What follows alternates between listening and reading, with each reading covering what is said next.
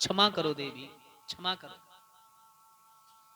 मुझे तुम्हारी कोख पर तरस आ गया।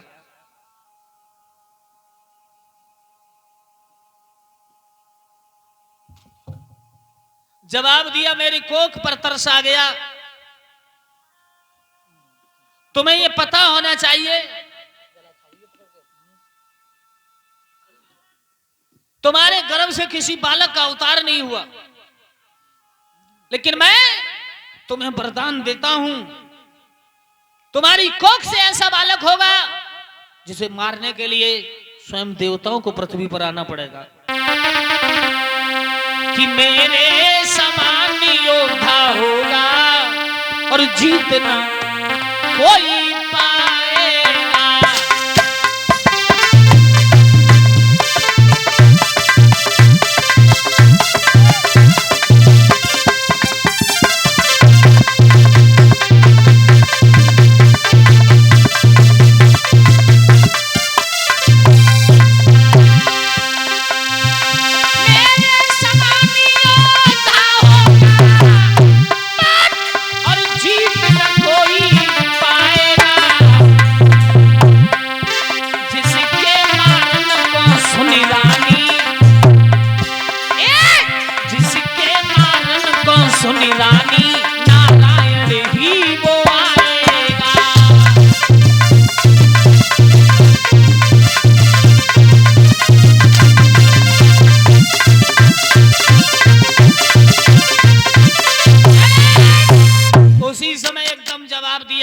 कि मेरे समान योद्धा महान होगा, लेकिन उसे मारने के लिए स्वयं नारायण को पृथ्वी पर आना होगा।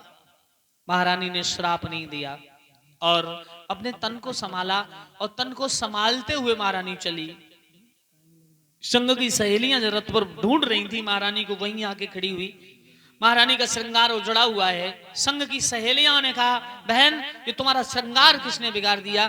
जवाब दिया, एक बंदर ने ऐसा झपट्टा मारा कि मेरा सब श्रृंगार उजड़ गया। सज्जनों, महारानी शरीर को संभालती हुई घर चली आई, लेकिन उस दुर्बलिक के वरदान के कारण महारानी की कोख से एक ऐसे महान बालक का जन्म हुआ। जिस दिन उसका जन्म हुआ, पृथ्वी कांपने लगी, आसमान हिलने लगा, बादल गड़गड़ा रहे हैं, बिजली चमक रही है, हाहाकार मचने लगा। देवताओं ने अपने अपने स्थान छोड़ दिए और वो देवता कंदराओं में जा छुपे। भगवान सोचने लगे, आज ये हो क्या रहा है। नारद को भेजा। नारद जी ने कहा कि महाराज गुरसेन के घर एक महान बालक का अवतार हुआ है। सज्जनों, समय आगे चलता चला गया। कंस जब पैदा हुआ तो उसका नाम कंस रखा विद्वानों ने। कंस कितना बड़ा बलवान था।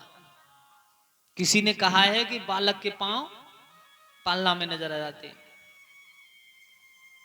स्कूल में जब पढ़ने जाता है तो सब विद्यार्थी गुरु का सम्मान करते हैं, माँ बाप का सम्मान करते हैं, वो गुरुजनों का अपमान करता है।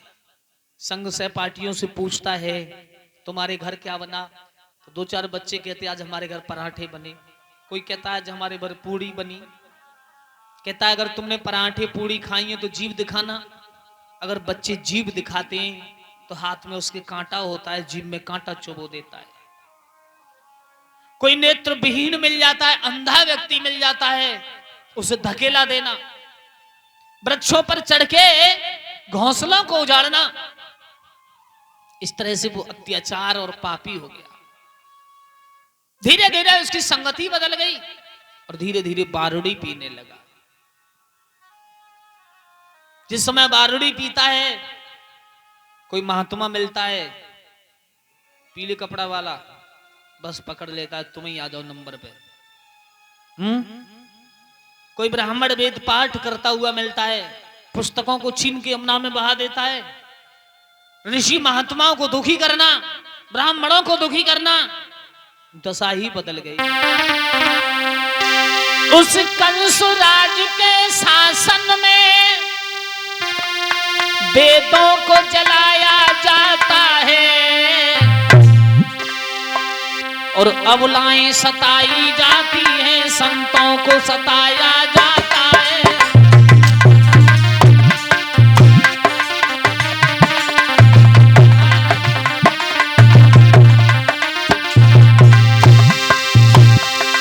अबलाएं सताई जाती हैं, संतों को सताया जाता है।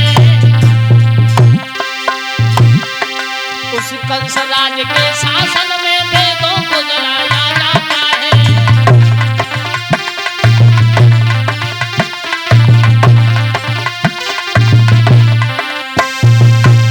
कहीं कहीं महात्माओं की झोपड़ियों में आग भी लगवा देता है वो कंस। देखिए सुशील भैया, ये महात्माओं कई तरह के होते हैं। हाँ महाराज जी, तुम सुन रहे हो तो कान बंद कर ली हो। ये महात्मा बाबा जी, बाजी ना बाजी और बावन को नाम बवाल हो तो है। इनसे दूर रहने में ही फायदा है। क्यों? एक सन्यासी होता है, एक ऋषि मुनि, एक महात्मा और एक होता है संत। सन्यासी वो होता है जो बचपन से विवाह करे, परिवार ग्रस्त में रहे और परिवार ग्रस्त में रह के अपनी 10 ज्ञानेंद्रियों को बस में करके सन्यास धारण करके परमात्मा को प्राप्त कर ले। और ऋषि मुनि कौन से होते हैं? ऋषि मुनि वे होते हैं कि जंगल में रहते हैं, भजन करते हैं, दूसरे को कराते हैं, यज्ञ करते हैं, यज्ञ कराते हैं और गृहस्थ को भी चलाते हैं। अब महात्मा वो होता है जो अपनी आत्माओं को परमात्मा से जोड़ने का मार्ग ढूंढ लेता है और महान बन जाता है। अब रह गए संत वो होता है जिसका बिल्कुल शील स्वभाव हो, बिल्कुल उसे दुनिया से कोई मतलब ही नहीं, वे संत होते हैं। तो किसी ने कहा है कि 3 मित्र थे सुशील भैया, और उन 3 मित्रन में एक मुसलमान और एक सिख थे और एक यादव, और तीनों में घनी दोस्ती रहे। लेकिन तीनों को भगवान की कृपा से फिल्म देखने का शौक लग गया। अब तो घर घर मोबाइल हैं, पहले फिल्म देखने जाते थे हमारे जमाने में लोग। टिकट कटे, फिल्म देखने का शौक जब लगा तो तीनों फिल्म देखें। घर वालों को पता चला कि ये फिल्म देखते हैं, तो घर वालों ने पैसा देना बंद कर दिया। अब उन्होंने फिल्म देखने के कारण चोरी को करना शुरू कर दिया। कोई बेचारा साइकिल वारो, फल बेचवे वारो जा रहा हो, भाई पकड़ लो, साइकिल छीनी और बस उसके पास जो पैसे थे वो छीने। लेकिन भगवान की कृपा से वो पहचान लिए गए।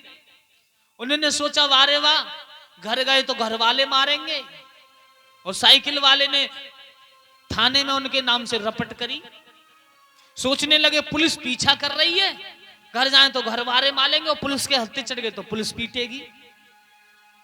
मुसलमान बोलो यार, तुम्हारे हिंदू धर्म में सबसे अच्छा काम है महात्मा है जाओ।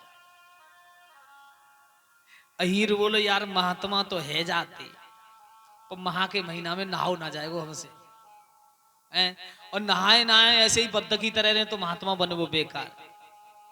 तो मुसलमान बोलो सो काहे को, इस बोलो सो काहे को, बोले और ईसाई ने कही ऐसे बन जाओ सो हम बाबा, नहाओ तो भली और ना नहाओ तो भली, बद्ध की जैसी कहूँ घूमो। हाँ सो हम रोटी, इधर चले जाओ, बहुत महात्माओं की इज्जत है पछा। जवाब दिया बात तो बिल्कुल सही कहे। सो तीनों महात्मा बन गए, और जब वे तीनों महात्मा बन गए, महात्मा तो बने लेकिन ज्ञान नहीं आया। 6 महीना में खाए खा के सुशील भैया सूर जैसी गर्दन है गई अच्छी बिल्कुल। हाँ पर ध्यान रखना, दादा जो फ्री की खाता है एक दिन निकल जाती है, अच्छी निकलती है। जो फ्री की दलाली करता है उसकी एक ना एक दिन निकल जाती है।